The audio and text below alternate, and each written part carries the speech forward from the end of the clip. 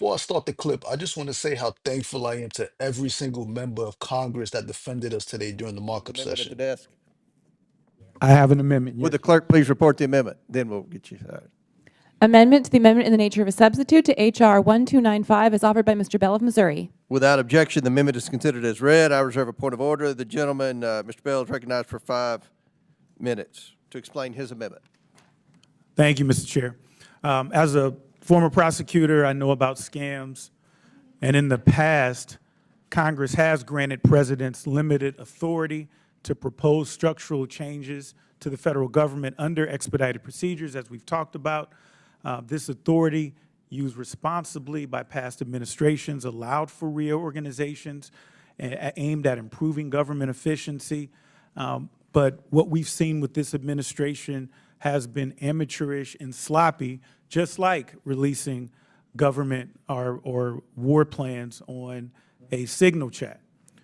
Critically, that authority has always come with guardrails, a prohibition on eliminating entire executive departments or independent agencies, and a prohibition on terminating congressionally mandated enforcement functions and statutory programs. These safeguards ensured that reorganization efforts could not be used as a backdoor to dismantle essential government services or weaken protections for the American people. Unfortunately, H.R. 1295 represents a dangerous and unprecedented expansion of that authority. It seeks to hijack this long dormant statute, stripping away the limitations that previously ensured congressional oversight and balance. If enacted, it would give the president and Elon Musk filibuster-proof power to eliminate entire federal departments and agencies, abolish statutory programs, and roll back essential regulatory and enforcement functions that protect public health, economic stability, and the rights of working Americans. Among other vulnerable targets under this expanded authority are the U.S. Postal Service and the Postal Regulatory Commission, 2 independent institutions that provide vital services and public accountability. The now former Postmaster General's perilous agreement with DOJ representatives signals an effort by the president to insert itself in that statutorily independent Postal Service, one of America's most cherished institutions. The president's threat to strip and sell off the Postal Service is very real, and it will devastate service for rural and hard-to-reach areas that are not profitable for the Postal Service. This amendment is essential to preserving the Postal Service's integrity as a public institution that serves millions of Americans, no matter where they live or how much it costs to deliver mail to them. It would prohibit any effort by the president to reduce or degrade postal performance standards or eliminate any component of the PRC, particularly if such actions are taken in coordination with external actors like the so-called United States DOJ Service, who would appear to be operating with the support or encouragement of this administration. So let me be clear, the USPS is not a tool of private interest. It's an independent agency enshrined in law that millions of Americans depend on. Undermining it, either directly or through regulatory manipulation, would have sweeping consequences for service delivery, federal workers, and the American public. This amendment ensures that even as we debate executive reorganization powers, we do not allow political or corporate interests to dismantle the institutions that hold our democracy together. I urge my colleagues to support the amendment and stand up for the independence of the Postal Service and the rule of law. And one other thing, an individual during this hearing spoke out of turn, and that was inappropriate, and the chair rightfully restored order. But my colleague raising his voice and saying, "Who the hell are you?" there's no place for that in this House. We're talking about guests in the people's house, and to be clear, the guests in the people's house are sitting at this dais. This is their house. And so this body needs to not forget itself and not get too far to where we're so caught up in making clips to go viral that we're not forgetting that we have a duty to set an example of what good governance and bipartisanship is supposed to look like. Let's keep in mind we have not only Americans watching, but we have kids in the room and we have kids around the country that are watching and following our example. I yield my time to the ranking member. I got 4 seconds. I agree with the gentleman in all respects, and particularly his championing of the Postal Service that needs to be preserved and improved. I thank my friend. Gentleman's time's expired. Any other members seek recognition? Mr. Chair recognizes Mr. Mfume. Thank you very much, Mr. Chairman. I want to take a moment to support the amendment that is before us. I want to thank the gentleman from Missouri for offering it.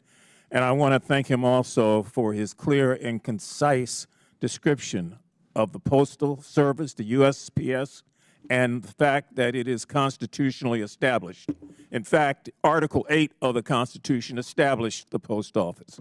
We don't see any other name there. No, Doge is not listed there. This is Article 8 of the Constitution. And so we have a right, a solemn right, as a Congress, to protect the sovereignty of the postal system and to make sure that we do everything that we can to ward off attempts to water it down. I was in a protest picket line 2 days ago with rural letter carriers, urban air letter carriers, and others who are worried like hell that there is a move afoot to privatize the United States Postal Service. And those men and women from all walks of life, all races and religions, stood out and are standing out every day now to make that clear. Many of them are on the Hill today and will be visiting some of the offices that we represent. This is not a partisan issue. This is a protection of what is constitutionally guaranteed and protected in Article 8 of the Constitution. I want to thank the gentleman for offering it, and I also want to thank him for his very specific call back to order. I yield back. Would my friend yield for some questions? Yes, I would.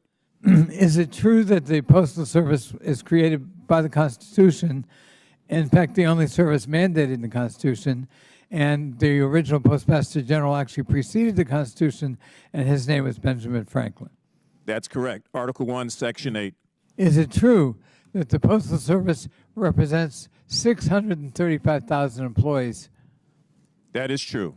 Is it true that the Postal Service represents the second largest fleet in America, 235,000 vehicles? That is true. Is it true that the Postal Service hits every business and every home, 169 million every day? That is true.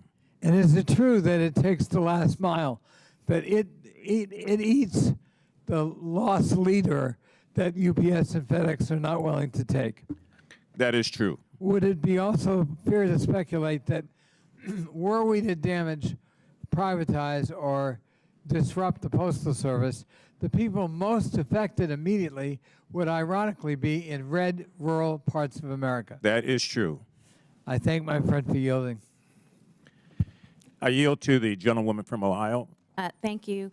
I too stood with national letter carriers on Sunday as they stood firmly in their conviction of the great work that they do.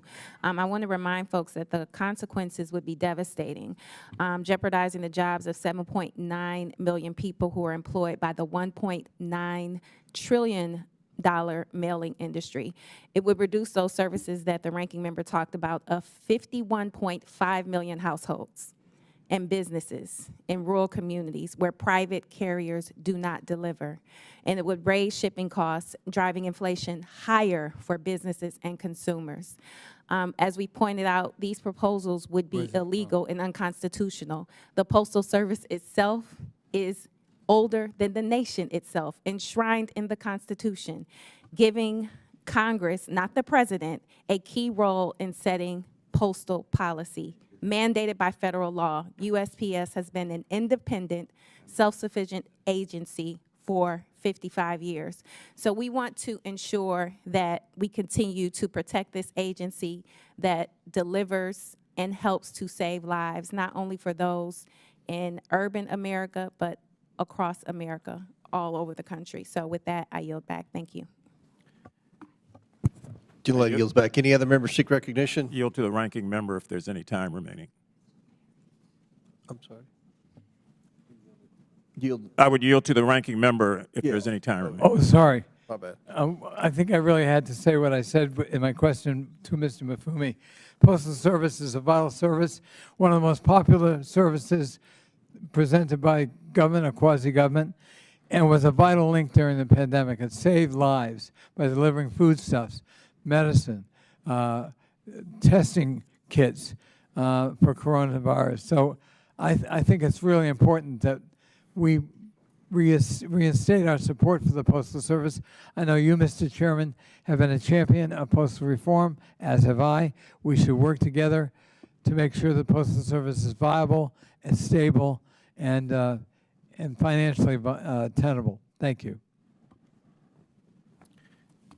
Till time's expired. Do any other members seek recognition? Seeing none, the question is on the amendment offered by Mr. Bell from Missouri. All those in favor signify by saying aye. Aye. All those opposed signify by saying no. No. In the opinion of the chair, the noes have it, and the amendment is Mr. not. Chairman, Mr. Ranking Member. I would ask for a A recorded vote. recorded vote is ordered by Mr. Connolly. As previously announced, further proceedings on the question will be postponed. Does any member seek recognition? Ms. Simon.